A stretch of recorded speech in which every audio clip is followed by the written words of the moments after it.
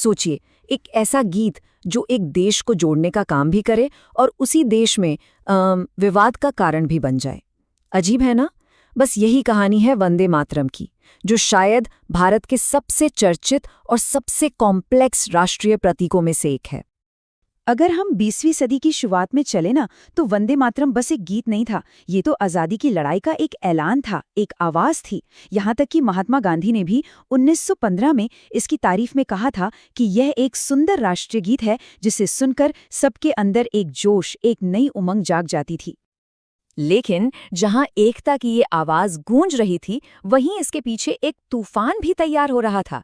सोचिए, वही गीत जो लाखों लोगों को आजादी के लिए प्रेरित कर रहा था, वही गीत आगे चलकर इतने गहरे मतभेद की वजह बन गया। एक तरफ तो ये मातृभूमि के लिए एक पवित्र भजन जैसा था, और दूसरी तरफ कुछ लोगों के लिए ये एक सांप्रदायिक नारा बन गया। तो सवाल ये है कि आखिर ऐसा हुआ कैसे? इस पूरी गुत्थी को सुलझाने के लिए हमें थोड़ा टाइम ट्रैवल करना पड़ेगा। चलिए चलते हैं सीधे 1870 के दशक में, उस दौर में जब वंदे मातरम में गीत या नारा नहीं बल्कि सिर्फ एक कविता थी।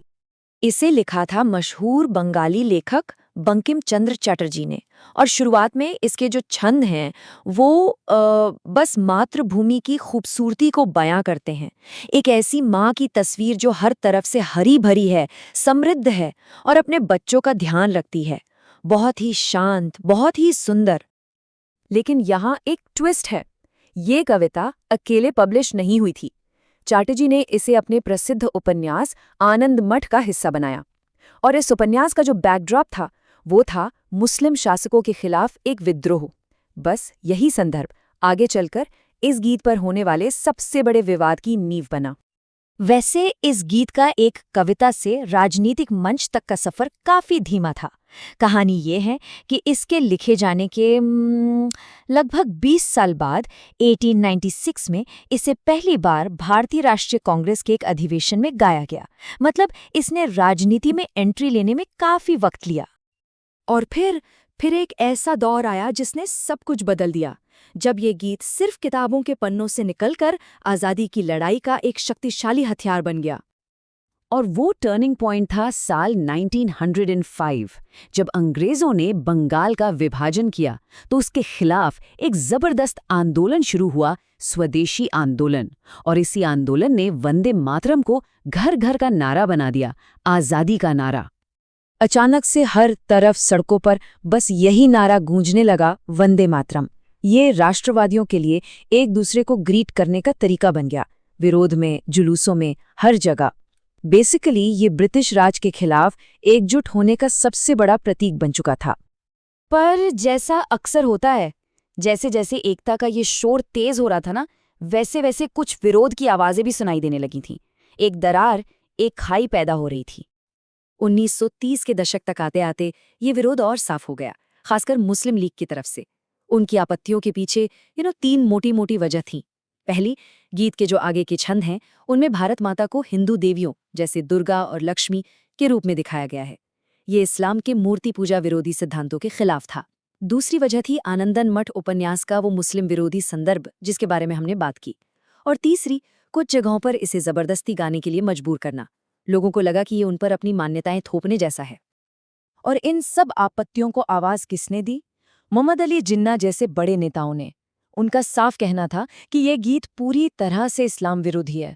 उनके हिसाब से इसे जबरदस्ती गवाना मुसलमानों पर हिंदू राष्ट्रवाद थोपने की कोशिश के अलावा और कुछ नहीं था। अब इससे हुआ ये कि भारतीय राष्ट्रीय कांग्रेस एक बहुत बड़ी दुविधा में फंस गई।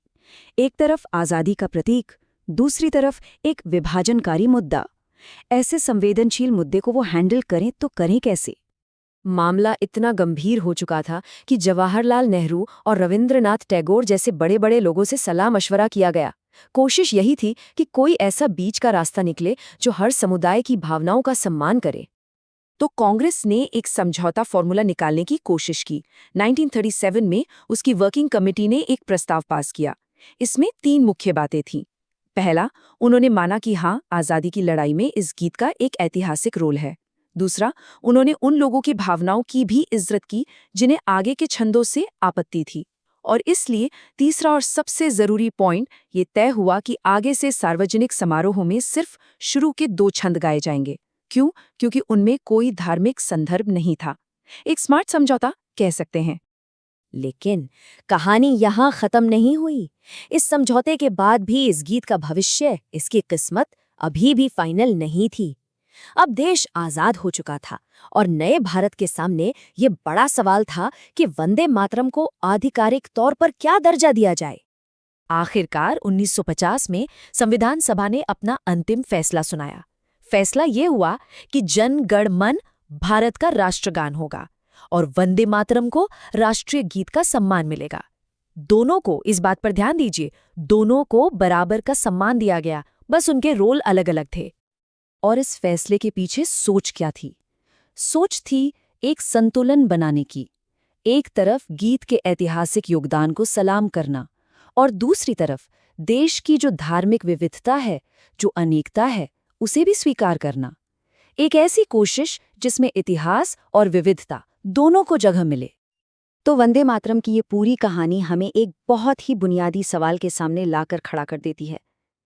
सवाल यह है कि क्या कोई एक प्रतीक, चाहे वो एक गीत हो, एक झंडा हो या कुछ और, क्या वो भारत जैसे इतने विशाल, इतने विविध देश को सच में एक साथ जोड़ सकता है? ये एक ऐसी पहेली है जो आज भी हमारी भारतीय पहचान के आईने में दिखाई देती है।